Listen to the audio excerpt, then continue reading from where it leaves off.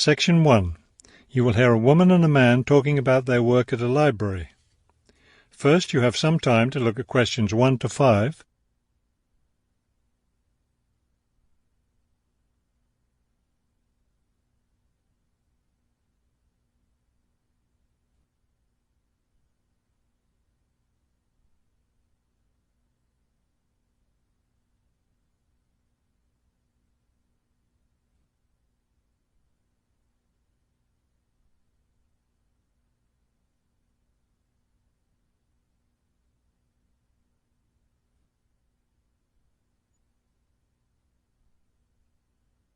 You will see that there is an example that has been done for you.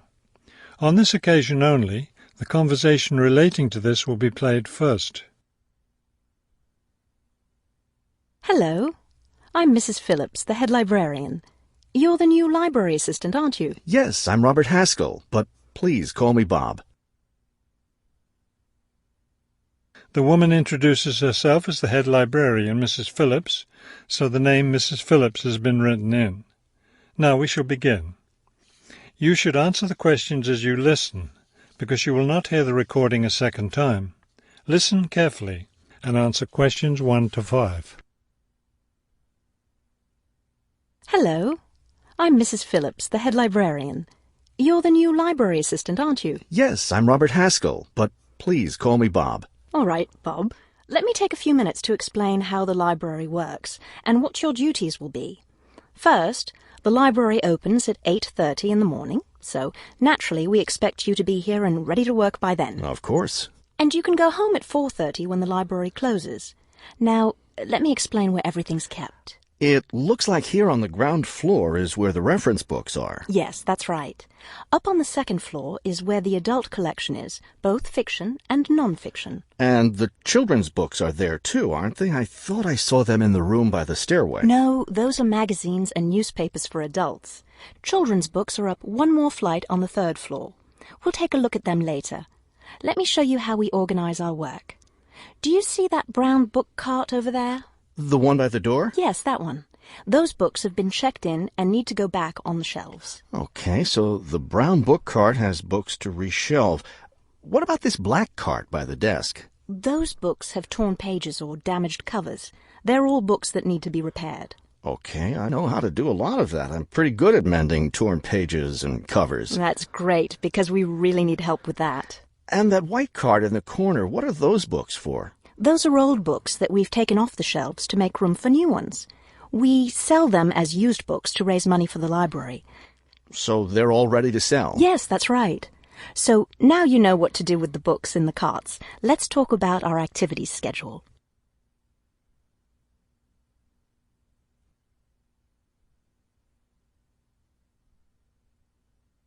Now listen and answer questions 6 to 10. I understand this library has a number of interesting activities every week. Yes, our activities are quite popular. The most popular one is story time for the children. Do a lot of children show up for that? Yes, a good many. It takes place in the children's room on Thursday mornings at 11. Isn't there a family movie night too? Yes, but it's not at night anymore. We used to have family movies on Fridays when the library is open until 9, but now we have a different activity at that time, so we had to switch family movies to the weekend, Saturday afternoon. How much do you charge for the movies? They're all free. The movie always starts at 2:30 in the reference room, but you don't have to worry about that since you don't work on weekends. And what takes place on Friday evenings? We've just started a weekly lecture series. We have a different speaker every week, and the lectures cover all different kinds of topics. That sounds like something I'd be interested in attending. Good, because we'll need your help with that. You'll be working Friday evenings, and one of your duties will be to set up the meeting room on the first floor for the lecture. What time will you need that done? Let's say by 6:15. The lecture starts at 6:30, and the room needs to be ready well ahead of time. A lot of people arrive early. Maybe I should have the room ready by 6? That wouldn't be a bad idea. Okay, why don't I take you upstairs and show you the rest of the collection? That is the end of section 1. You now have half a minute to check your answers.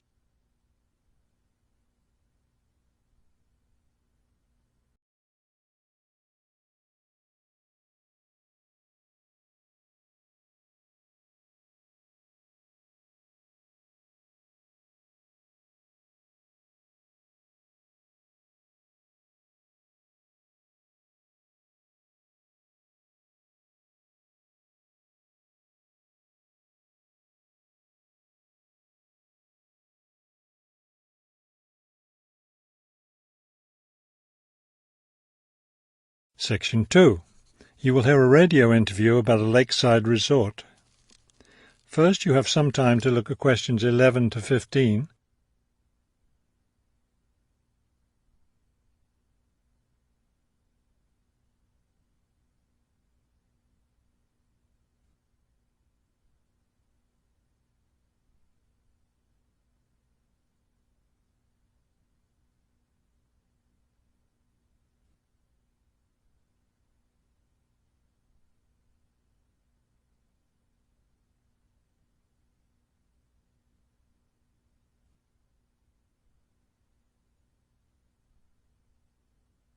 As you listen to the first part of the talk, answer questions 11 to 15.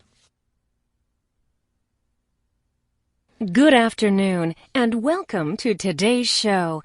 The warm months are with us, and many of you are getting ready to plan vacation trips.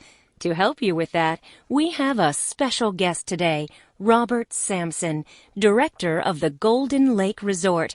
Robert, I understand Golden Lake is a popular place for families to spend their vacations. Yes, families enjoy spending time at Golden Lake. Many come back year after year. We have a spectacular location and fun activities for both children and adults. Could you describe for us some of the activities available at Golden Lake? We have a lot of water activities, of course, since we're right on the lake. We have a pleasant sandy beach for swimming. We also have canoes and sailboats available, and many of our guests enjoy boating on the lake. I imagine water skiing would be popular among your guests. Actually, we don't permit water skiing in the resort area. It can be dangerous for swimmers and for the canoeists too. We do have a great location for fishing, though, and you'll often see guests fishing from our dock or from the canoes. That sounds very relaxing. What about activities on land? Do you have facilities for tennis? We had tennis in the past, but the courts fell out of repair, and since we found that most of our guests weren't interested in the game, we closed the courts down. So that's no longer an option. And naturally, because of our location in the woods, we don't have an adequate area for a golf course. But I'd like to let your listeners know that we'll be adding a new activity this year. We've made an arrangement with the local stable, so now we're going to have horseback riding available for our guests. We've created several riding trails around the lake. That sounds lovely. Now, what about rainy days? What can your guests do when the weather's bad? We have a games room and a crafts room. When the weather's rainy, some of our very talented staff members offer arts and crafts classes for all ages. What fun! Do you offer any other classes or activities?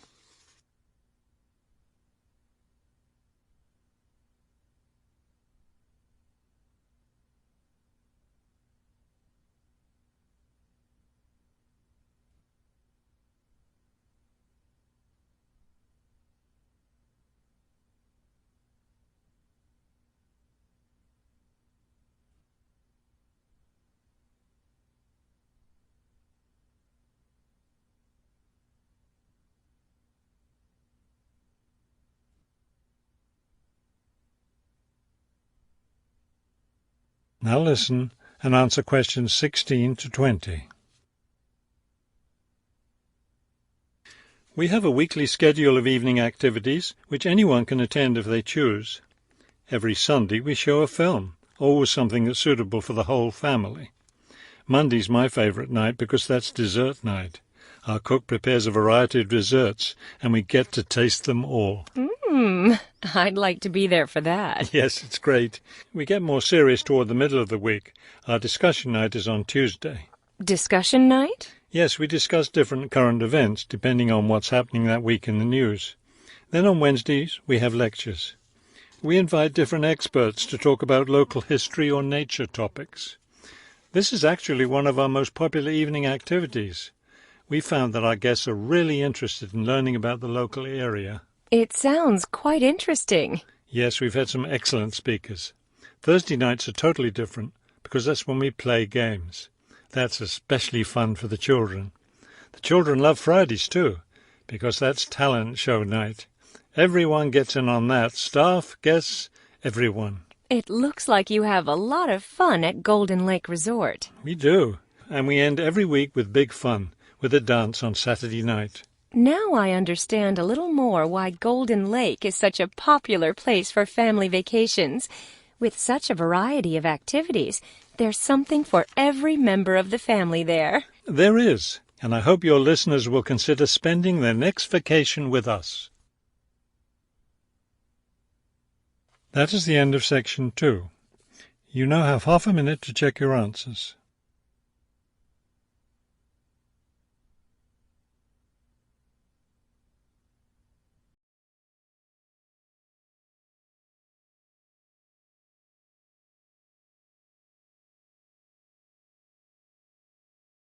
Section 3. You will hear two students talking about a class assignment about wild bird rescue and rehabilitation. First, you have some time to look at questions 21 to 25.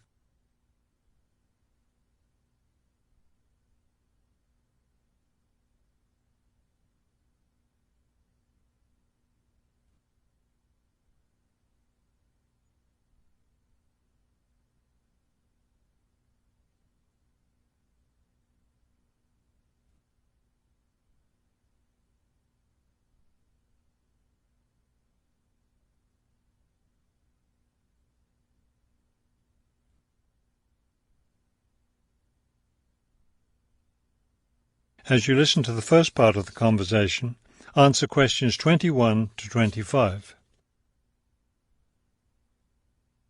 Okay, let's go over the requirements and see what we have left to do. Let's see. We have to give the professor a written summary of the information we've gathered on our topic, wild bird rescue and rehabilitation. The other written thing we have to turn in is a case study of the rehabilitation of one bird. We have the information on that already. Right. All we have to do is write it up. What about charts and graphs? Do we need to include something like that? I don't think so. They aren't really relevant, but we do have to turn in a list of the resources we used. Naturally. What about videos? I heard some of the other students were doing that.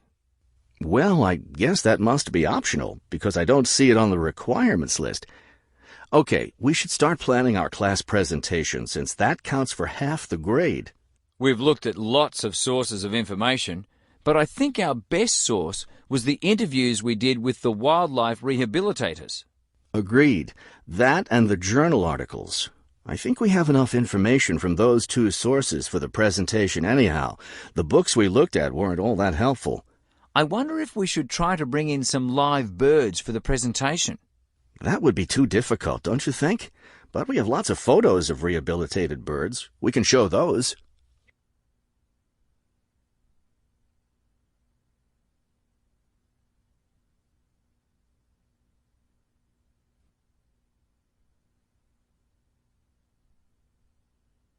Now listen and answer questions 26 to 30. Right. Okay. I think we should start by talking about how to rescue a bird. Probably first we should help people understand which birds need rescuing. Yeah, that's really important, because a lot of times people see a baby bird that's all alone, or they find a bird sitting on the ground and they think it needs to be rescued. And usually those are just baby birds learning to fly. So we should emphasize that people should only attempt to rescue a bird that's clearly injured. For certain kinds of birds, the rescuer needs to wear protective gloves, because some of those birds have sharp claws and can tear your shirt, or worse, injure your face or some other part of your body. Yes, that's an important point. Okay, next, let's tell people to put the injured bird in a box with good air circulation.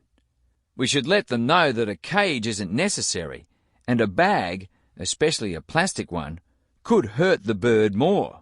Another thing we need to say is that the best way to help the bird stay calm is not by petting it or talking to it, but by leaving it completely alone. Then people should take the bird to the bird rescue center as soon as possible. Right, and we should also point out that when they're driving the bird to the rescue center, it's better not to play music on the radio or talk loudly, because those things just stress the bird. Yes. It's better just to speak quietly while you have the bird in the car. Okay, we've got that part covered. Next, we should talk about what happens at the rescue center. That is the end of section 3. You now have half a minute to check your answers.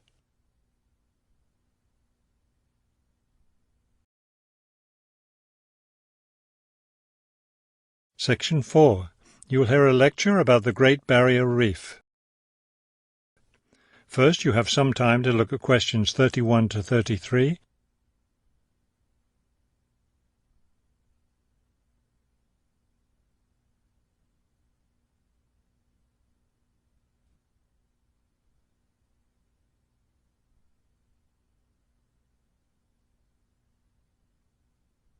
Now listen carefully and answer questions 31 to 33.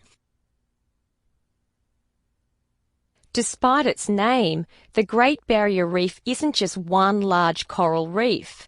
Rather, it's a system of coral reefs that stretches along the east coast of Australia, covering an area of around 300,000 square kilometres. The Great Barrier Reef is composed of approximately 3,000 individual reefs, which range in size from 1 hectare to more than 10,000 hectares each.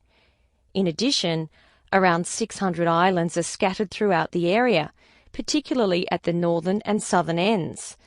The reefs themselves are composed of over 400 different kinds of coral, the largest variety of corals found anywhere in the world.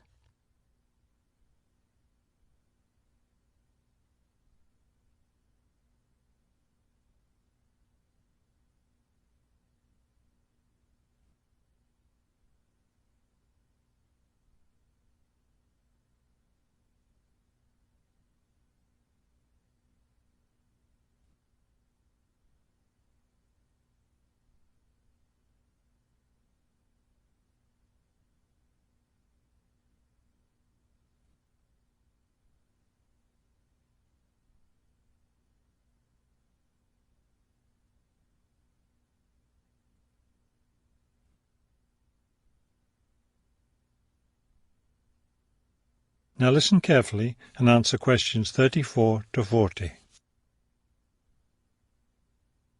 Thousands of species of sea animals live in and around the reefs. Altogether, approximately 1,500 species of fish inhabit the reef area, including a number of different kinds of sharks. One of the more interesting mollusks to be found in the reefs is the giant clam. This huge shellfish can live for more than 100 years and can weigh as much as 200 kilos. Sea mammals abound in the area, which serves as a breeding ground for certain types of whales, many of which are endangered. Over 200 species of sea and shorebirds feed, roost or nest among the reefs and islands. Many types of reptiles can also be found living among and near the reefs. Saltwater crocodiles, for example, inhabit the marshes along coastal areas. Amphibians include at least 7 species of frogs inhabiting the islands of the reef. Unfortunately, this wondrous area of the world is threatened by climate change. Rising sea temperatures have led to an effect called coral bleaching, that is, large numbers of corals dying off, especially in the shallower areas of the reef. The Great Barrier Reef Marine Park Authority is attempting to find effective ways to deal with this issue that threatens the reef. One proposed solution involves shading the reef in certain areas to help keep the surrounding water temperatures down. That is the end of section 4. You now have half a minute to check your answers.